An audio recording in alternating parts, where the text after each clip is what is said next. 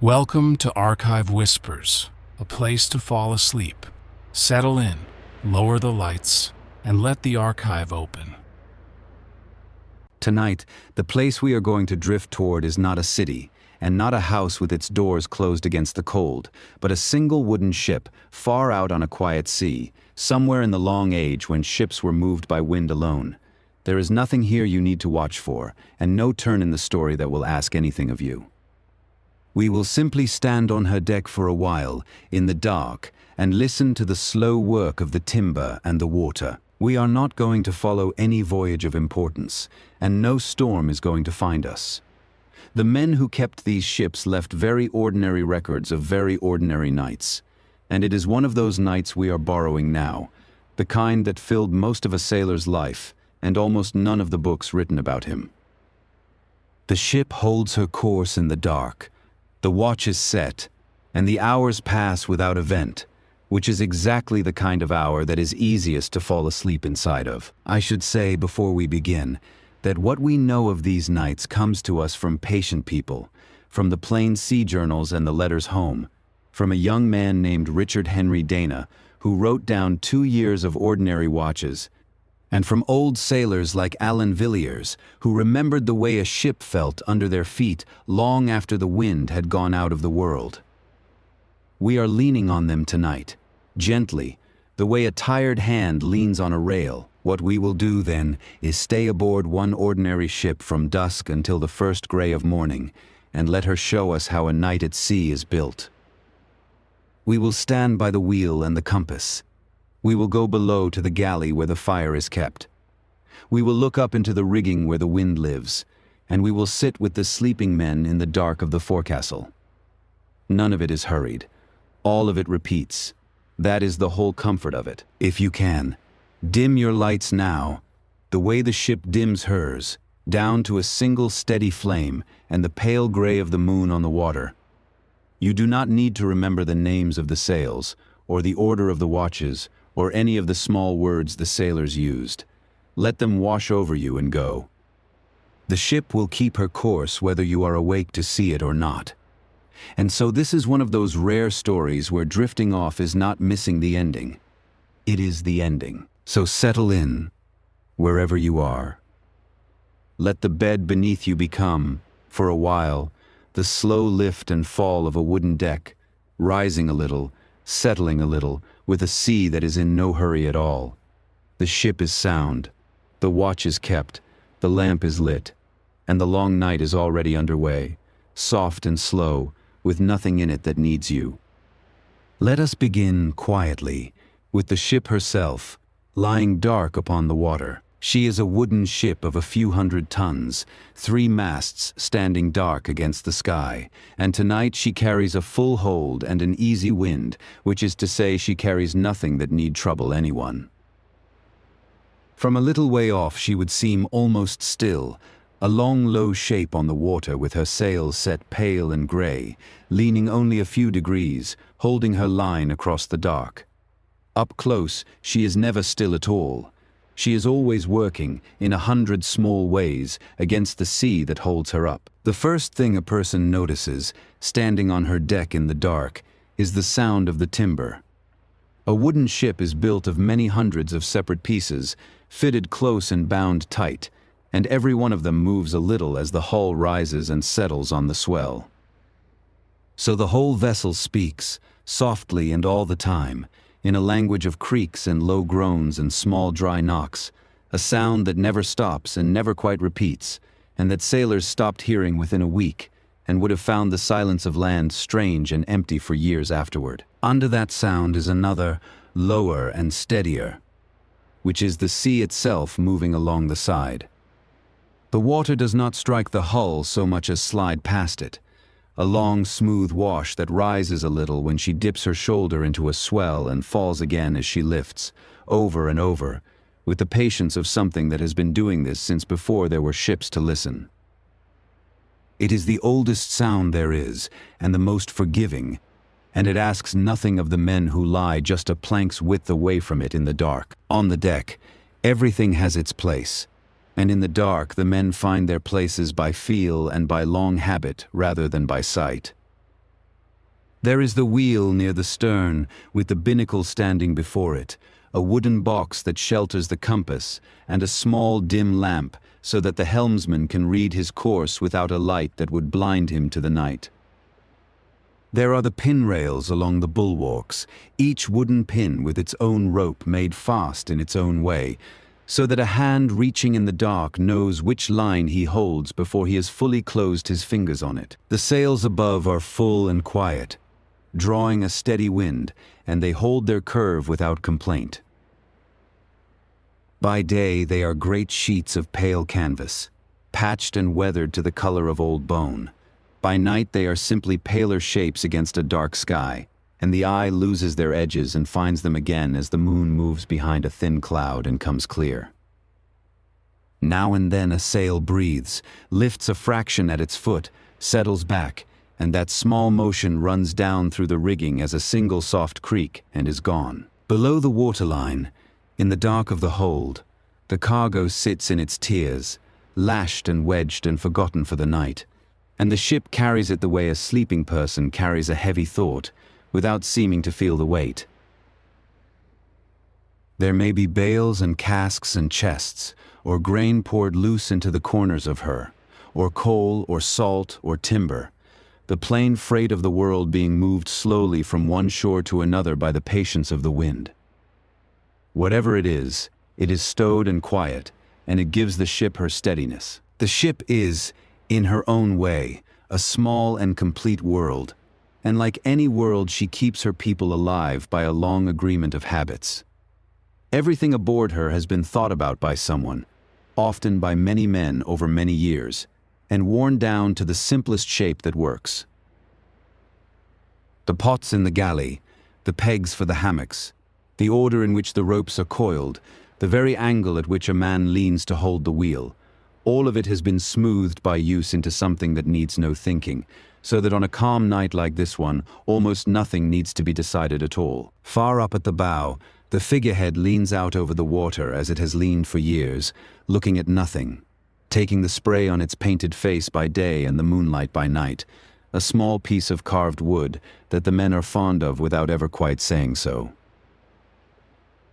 Below it, the cutwater parts the sea into two long curling lines of pale foam that run aft along the hull and close again behind the stern, leaving a faint glowing wake that fades into the dark almost as fast as the ship can make it.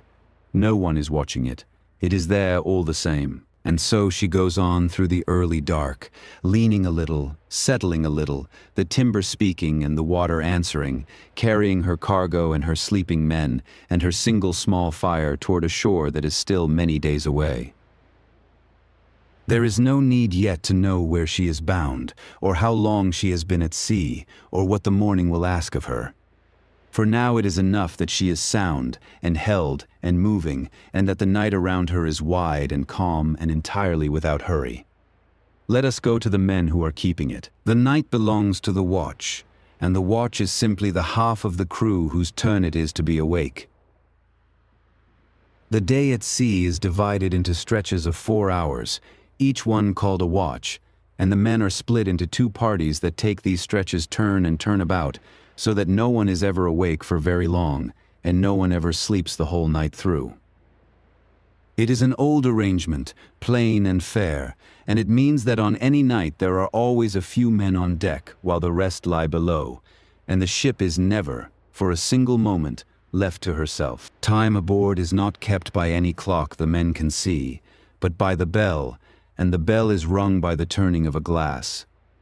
Near the wheel there is a sand glass that runs out in half an hour, and each time the last grain falls a boy or a man turns it over and strikes the ship's bell to mark the passing. 1 stroke for the first half hour of the watch, 2 for the next, and so on up to 8. When the glass and the bell together say that 4 hours are gone, and it is time for the sleeping half to rise and the waking half to lie down. So the night has a shape, and the shape is made of bells. A man half asleep below can tell, without opening his eyes, how much of his rest is left by counting the strokes that come down through the deck above him, soft and round and far away. 2 bells, and there is most of the night still to come. 6 bells, and the worst of it is over. 8 bells, and a hand will come to the hatch and call the watch, and the warm bodies will trade places in the dark, and the count will begin again from 1. It is a clock you can hear in your sleep, and it never hurries. At the center of the watch stands the helmsman, his hands on the spokes of the wheel, his eyes moving between the dim compass card in the binnacle and the pale shapes of the sails far above. He is not steering toward anything he can see. He is holding a number, a single point on the compass, and keeping the ship's head against it as the sea tries gently and endlessly to push her off.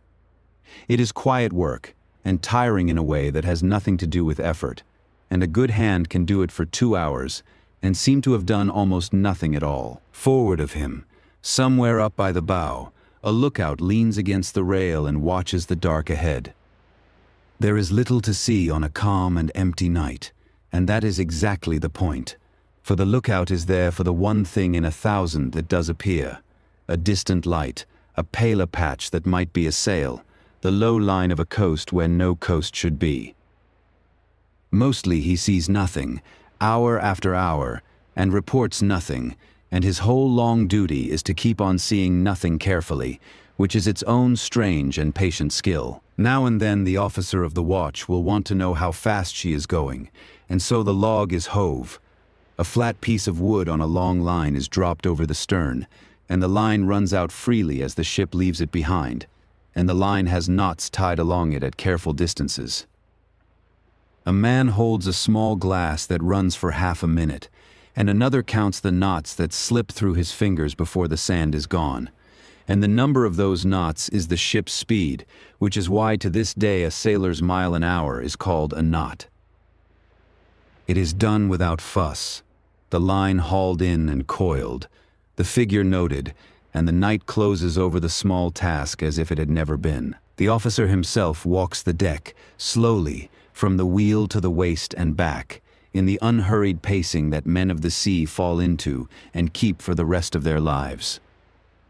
He looks at the sails, at the compass, at the sky to windward where the weather will come from if it comes at all, and finding nothing that needs doing he goes on pacing, content.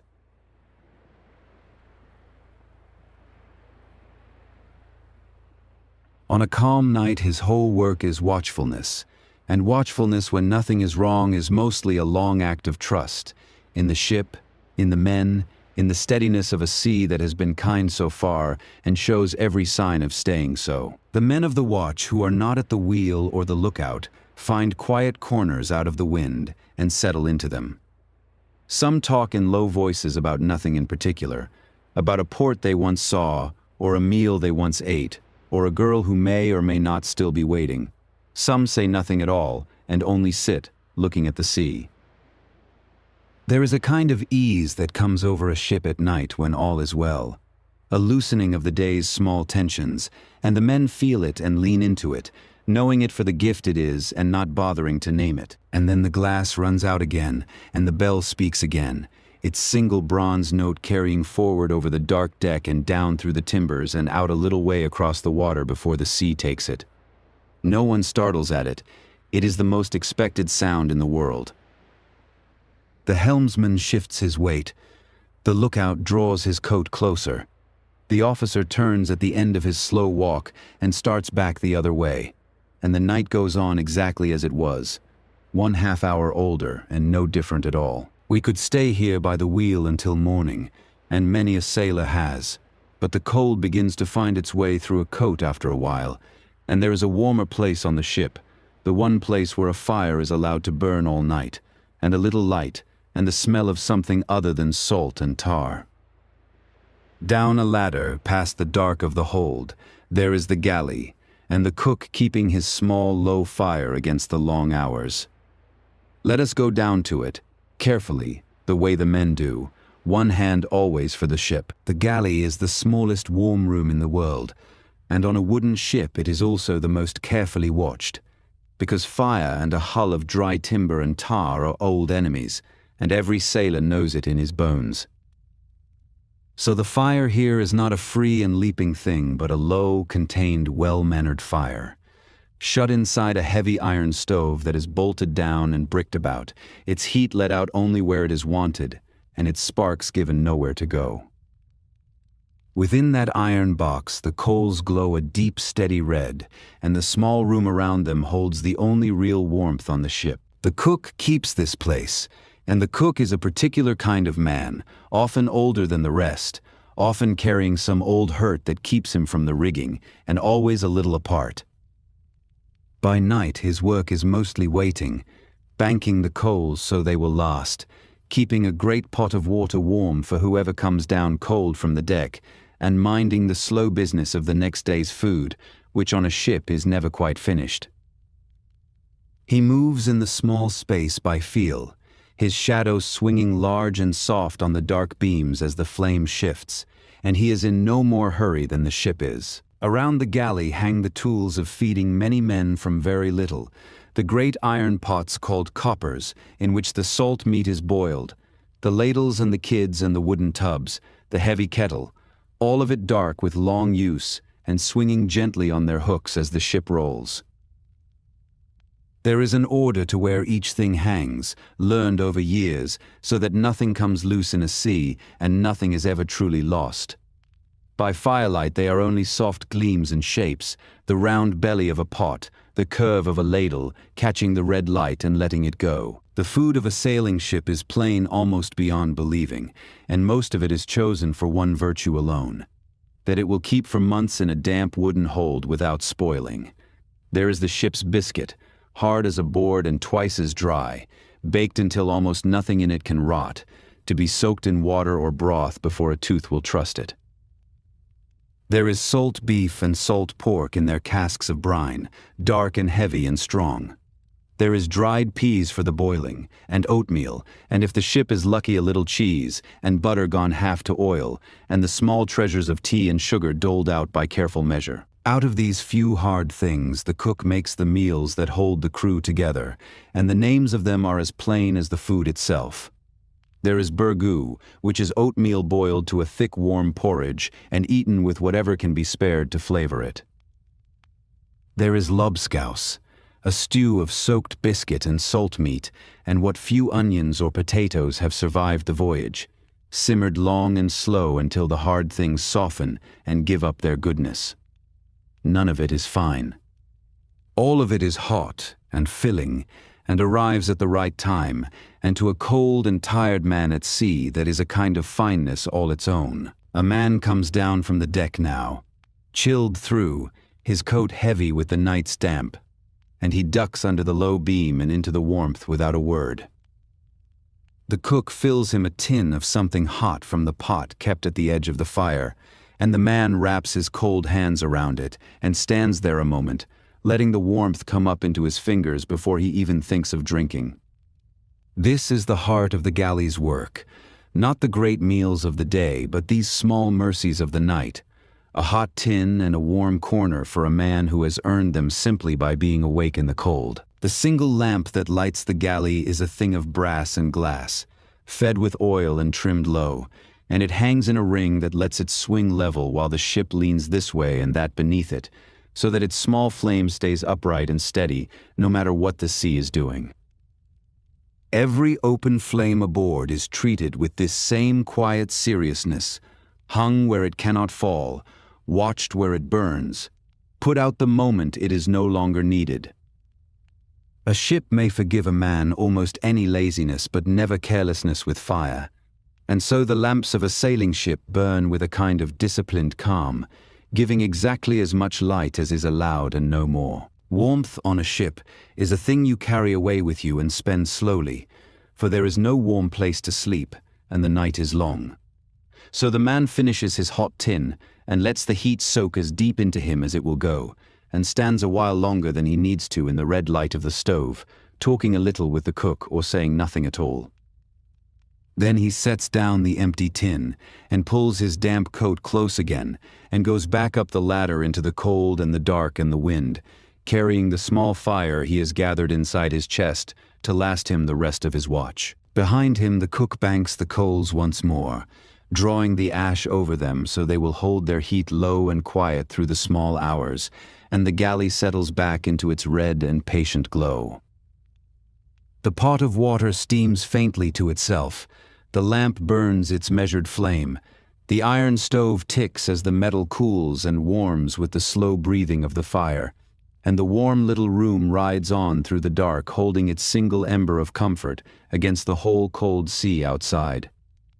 We will leave it burning and climb back up and turn our faces, this time not to the deck, but to the great dark shapes above it. Above the deck, where the lamps do not reach, the ship rises into the dark in 3 great trees of timber and rope, the masts and all their crossing yards, and the long web of rigging strung between them. By day, this is a thing of dizzying detail. Hundreds of separate ropes, each with its own name and task. By night, it is a single dark shape against the stars, swaying very slowly across the sky as the ship lifts and settles, drawing the same slow arc over and over with the patience of a pendulum that has all the time in the world. The rigging is of 2 kinds, and a sailor learns the difference before he learns almost anything else. There is the standing rigging, the heavy ropes and the great stays that hold the masts up and never move, tarred black and hard as iron, the fixed bones of the whole structure. And there is the running rigging, the lighter lines that move through their blocks to raise and lower and trim the sails, the halyards and the sheets and the braces and the buntlines, each leading down at last to its own pin on the rail where a hand can find it in the dark. One kind holds the ship together, the other kind makes her go. Through all of this rope the wind moves, and the wind has a voice in the rigging that no other place gives it. Out on the open sea the wind is almost silent, a thing felt more than heard, but draw it through 100 taut ropes of different thickness and length, and it begins to sing, each rope sounding its own low steady note. The whole rigging humming together in a soft and tuneless chord that rises a little when the wind freshens and falls again when it eases. On a calm night it is barely there, a faint thread of sound under everything else, the ship quietly playing the only instrument she has. The sails themselves are arranged in their tiers up each mast, and they too have their plain old names, climbing from the great courses spread lowest and widest, up to the topsails above them, and the topgallants above those, and on a fine night the small high royals set last of all near the very top, where the wind is cleaner and steadier than down on the deck. Each sail is bent to its own yard, that long horizontal spar swung across the mast and trimmed by its own ropes, and together they make the broad pale wall of canvas that gathers the wind and turns it, very patiently, into the long forward motion of the ship. To reach the sails a man must go aloft, and going aloft at night is one of the quiet ordinary marvels of the sailing ship that the men themselves thought nothing of. He climbs the shrouds, those rope ladders that run up the sides of the mast, their rungs the thin cross ropes called ratlines, and he climbs in the dark by feel, his hands and feet knowing each step, leaning out and back as the ship rolls beneath and around him. He does not look down, because there is nothing to see down there but the dark deck and the darker sea, and he does not hurry, because hurry is how men come to grief, and so he goes up steadily into the wind, one hold at a time. Partway up each mast, there is a platform called the top, a small wooden floor where the lower rigging meets the upper, and a man pausing there finds himself in a strange and peaceful place, halfway between the world of the deck and the world of the sky. The deck below is a dim and distant thing, its lantern a single far spark. The sea is a vast soft darkness on every side, breathing slowly, and the wind up here is steadier and cleaner, with nothing of the land in it at all. Men have lingered in the top longer than their work required, simply for the wide quiet of it, and who could blame them? On this calm night there is little real work to be done aloft, only the small steady tending that a ship always needs. A rope eased here, a sail looked over there, a knot checked by feel and left as it was. The wind is fair and steady, and the sails are drawing well, and a sailing ship asks nothing better than to be left alone to do what she does best, which is to lean a little and go quietly forward. So the man finishes his looking, takes one last breath of the high, clean wind, and begins the slow, careful climb back down toward the lamp and the deck and the long remainder of the watch. The whole tall structure of the ship is, when you think of it from the deck looking up, a single long argument between the wind that pushes and the ropes that hold, settled new in every moment and never finally won by either side. The masts lean and the stays take the strain and pass it down into the hull. The sails fill and the sheets hold them. The wind presses and the ship gives just enough and no more, and out of that endless quiet balance comes the steady motion that carries everyone aboard through the night. It is a machine made almost entirely of rope and timber and patience, and tonight it is working perfectly, which is to say invisibly. The man steps down at last onto the solid deck, and the world shrinks back to its near and ordinary size. The lantern, the wheel, the dark rail, the quiet sea sliding past. Above him, the rigging goes on humming its faint, tuneless note to the stars. The sails go on holding their patient curve, and the whole high apparatus keeps its silent watch over the small lit world of the deck. He will not look up again unless something calls him to. He does not need to.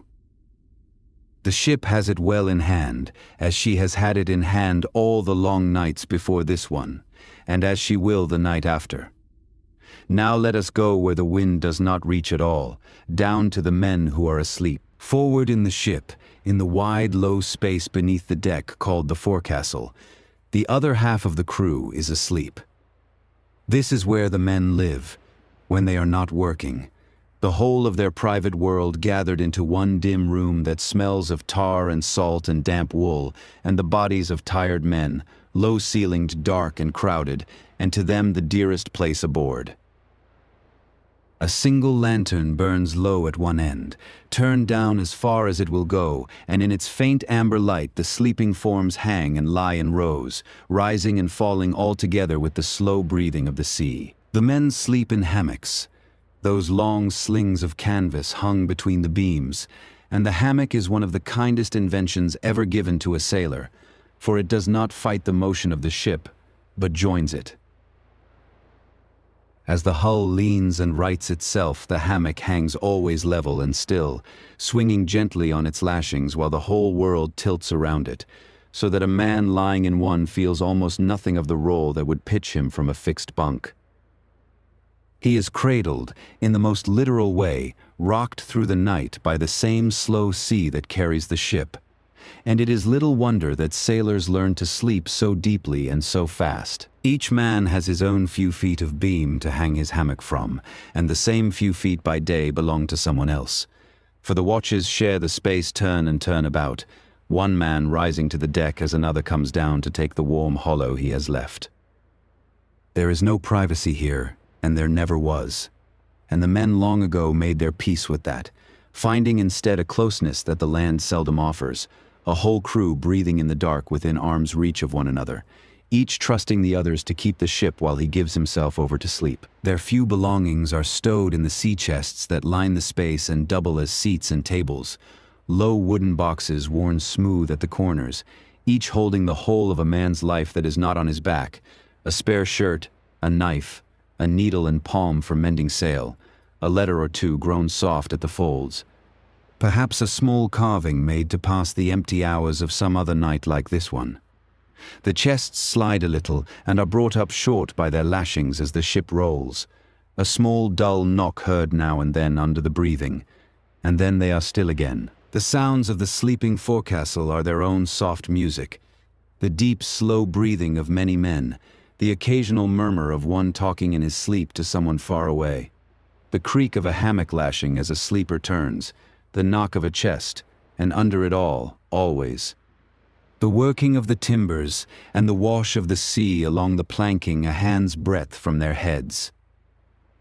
It should be a hard place to rest, crowded and dark and damp and never quite still, and yet men slept here as well as anywhere on earth, worn soft by labor and rocked by the swell and wrapped in the plain animal comfort of others close by in the dark. These are the same men who, an hour from now, will be called to climb into the cold and the dark and stand their share of the night. and they sleep with the whole of themselves, the way only those who truly work can sleep, holding nothing back for worry. A sailor learns early that rest is not idleness, but a part of the labor, that the watch to come will go easier for the sleep taken now, and so he gives himself to it without reluctance the moment his head is down, and is gone, often before the man who called him has even climbed back up the ladder. It is a strange and tender thing to stand a moment among them, all these hard and capable men laid down soft and trusting in the dark, the same hands that haul and reef and steer now loose and open at their sides, the same faces that squint into wind and spray now slack and young again with sleep. By day they are a crew, brisk and rough and equal to anything. By night they are only this, a room full of breathing people a long way from home, carried over the deep water by a ship that does not sleep, watched over by a handful of their own who will wake them when it is time and not a moment before. Above their heads, faintly, the bell speaks again through the timber, and not one of them stirs, for the bell that is counting away their rest is also the bell that promises it will not be taken from them early. 6 bells now. In the small hours, the deep middle of the night, when the body sinks lowest into sleep and the watch on deck grows quietest and the ship herself seems to settle and slow, as if she too were resting in some part of her great wooden self. There is a long way still to go before the gray comes. The sleeping men have time, and they spend it well, doing nothing at all. Let us leave them to it, and climb back up one last time into the open night, where the watch keeps its slow round and the sea goes on, and the stars wheel by such small degrees that no eye can catch them moving. The deepest part of the night is on us now, the part with no name and no event. The long flat reach of hours between the middle watch and the first gray hint of morning, and there is nothing left to do but to ride it gently down toward sleep.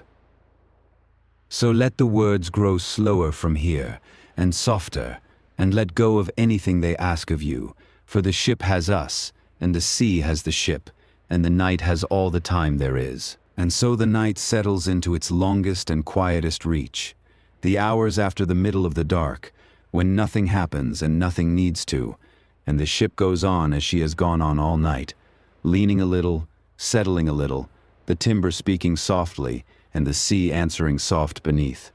The helmsman holds his number. The lantern holds its flame, the sleeping men hold their rest, and the bell, when it comes, comes gently, and is gone, and the count goes on. The swell that carries her is long and slow and even, born of some far weather days away and softened by all the miles between, so that it reaches the ship as nothing more than a great gentle breathing of the sea, lifting her bows, passing under her, letting her down again into the trough as tenderly as a hand setting down something it loves.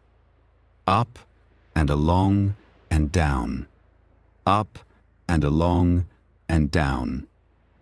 There is no hurry in it, and no end to it, and a body lying still soon forgets to tell its own slow breathing from the breathing of the sea. The helmsman at the wheel has long since fallen into the half-waking calm of his work, his eyes on the dim compass card, his hands easy on the spokes, feeling the ship through his palms more than watching her, correcting a little, easing a little, holding her gently to her course.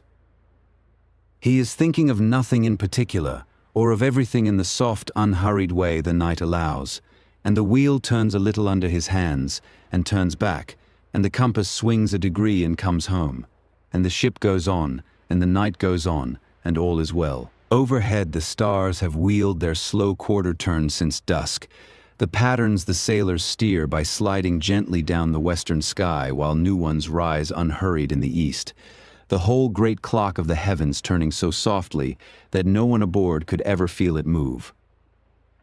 The men who know the stars know them as old companions, faithful and slow, and take a quiet comfort from their turning, for as long as the stars come round in their order the world is as it should be, and the ship is where she ought to be, somewhere out on the wide dark water, exactly halfway between one ordinary day and the next. Below, the cook dozes by his banked fire, and the sleeping men sleep on, and the lantern in the forecastle burns its small steady amber, and the sea runs soft along the planking a hand's breadth from their heads.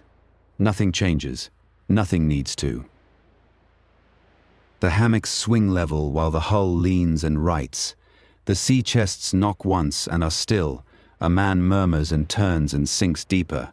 And the long, slow breathing of the whole sleeping ship goes on and on, in time with the long, slow breathing of the sea. If you are still awake, there is nothing left that you need to follow. And if you have begun to drift, then let yourself go, for you will miss nothing at all. The ship will hold her course without you. The watch will keep its round without you. The bell will count the hours whether you hear it or not, and the swell will rock the sleeping men and rock the ship, and rock you too, wherever you are, down and down into the same soft dark that has taken everyone else aboard. Up and along and down. Up and along and down. The night is very old now, and very deep, and the air has taken on the particular stillness that comes in the last dark hours, when even the wind seems to hold its breath, and the sea grows smoother, and the ship moves through a world gone soft and gray at its furthest edges. The lantern burns lower. The helmsman's eyes grow heavy, and he opens them wide and lets them close to a slit again, and holds his course all the same. And the bell speaks once more, far away, gentle, and is gone, and the count goes on, and nothing in the wide dark stirs. Far off to the east, so faint that the lookout cannot yet be sure he sees it, the darkness has begun, by the smallest degree, to thin. It is not light yet, and will not be for a long while. It is only the first loosening of the night, the sky going from black to the deepest possible gray along one low edge of the world, the earliest promise that the dark is not forever, and the morning is, as always, on its slow way. The ship sails quietly toward it. There is no hurry. The gray will come when it comes, and find her exactly where she should be, and the lantern again burns soft against the dark, and the swell again lifts the ship and lets her gently down, and the bell again far away marks one more half-hour gone, and the helmsman again eases the wheel a little and holds his quiet course, and the sleeping men again breathe slow and deep in the rocking dark, and the sea again runs soft along the side, and nothing again is wrong, and nothing again needs you. And the long, calm night goes on, and on, and on. So rest now, wherever you are, and let the ship carry you the rest of the way. She has carried better and worse than us through darker nights than this, and she will see the morning, and so will we, though we need not wait up for it. Let the lantern burn, let the swell rock, let the bell count down the last of the dark to no one. The watch is kept, the course is held, the sea is calm, and there is nothing left to do but sleep. Sleep well. The ship has the night, and the night, as always, will keep until the morning.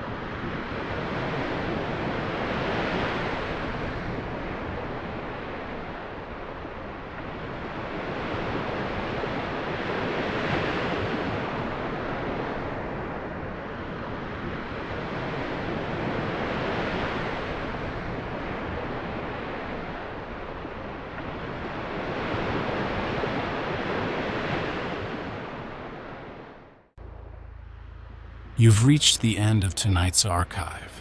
If you're still awake, thank you for staying. And if you drifted off somewhere in the dark, then it did its work. Rest now. The next chapter will be here when you are. Sleep well. This has been Archive Whispers.